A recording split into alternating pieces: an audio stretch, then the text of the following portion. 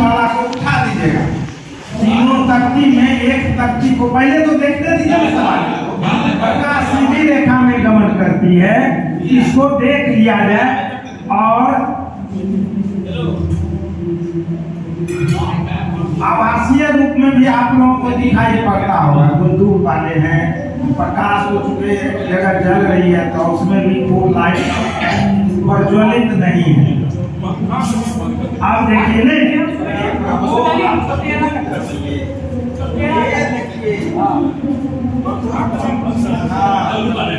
अब देखा जाए प्रकाश तो हम दे रहे हैं लेकिन वह गमन नहीं करता है। कारण वह एक समान एक छिद्र जो तीन को हम बनाए थे वह एक छिद्र में नहीं है। बीच वाले छिद्र को हम अगर बाहर अलग कर दिए हैं, इसलिए प्रकाश 6, 7, 8 की और यह क्लास 7 में है। प्रकाश सीधी रेखा में गमन करती है।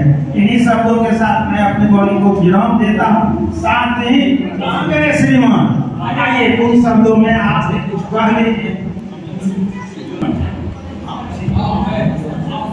बहुत अच्छा प्रश्न आपने पूछा है कि बच्चा यह कह सकता है को कि बस कि सर प्रकाश सीधी रेखा में ही गमन क्यों करती है।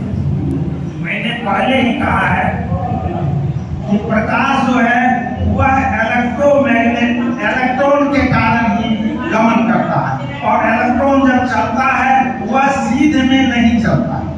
चूंकि इलेक्ट्रॉन इतनी छोटी इकाई है जिसको कि अगर हम पैरेलल कर दें, वह अगर आपको क्या कहते हैं माइक्रोस्कोप से देखिएगा तो आपको यह पता चलेगा। नहीं, माइक्रोस्कोप से नहीं पता, इलेक्ट्रॉन उससे आपको देखने पर यह पता चलेगा। हमको नहीं लगता है कि इंटर तक के स्कूल में वह माइक्रोस्कोप होगा, क्योंकि एक माइक्रोस्कोप की कीमत कम से कम 1 करोड़ के लग सकती है। हम लोग नहीं जानते हैं, आप भी लोग अध्ययन किए हैं। नहीं, ऐसी कोई बात तो नहीं है, अध्ययन नहीं किए हैं हम लोग। ये वो जिस समय हम लोग पढ़ते थे गिने जगह हुआ था तो वहाँ तो पर्दा पर दिखाया जाता था कि इलेक्ट्रॉन गमन कर रहा है, कैसे प्रकाश चल रही है।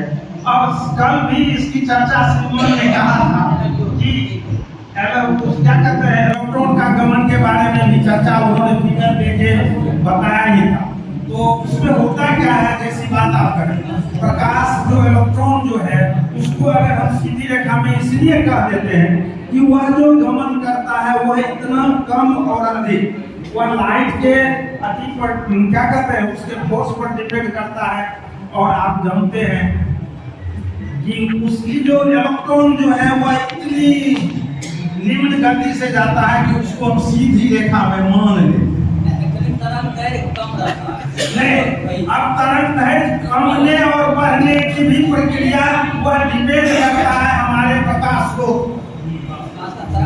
पहली बात को समझा जाए, अगर प्रकाश